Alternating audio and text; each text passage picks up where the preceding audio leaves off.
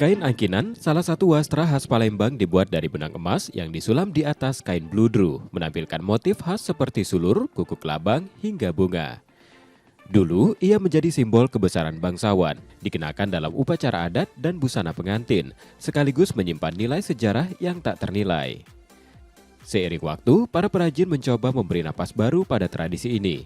Di Kampung Sulam Sungai Lais Kalidoni, lahirlah inovasi dengan menggunakan kain katun yang lebih ringan, sejuk, dan ramah lingkungan.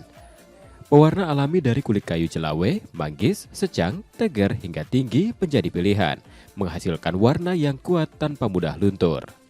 Inovasi itu tak hanya menjaga kelestarian lingkungan, tetapi juga mendongkrak nilai jual.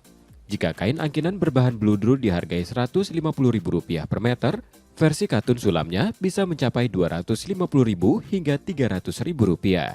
Kelebihannya bahan ini bisa dicuci, bisa di laundry, dan juga tidak luntur. Alhamdulillah dari pemesannya udah mulai meningkat.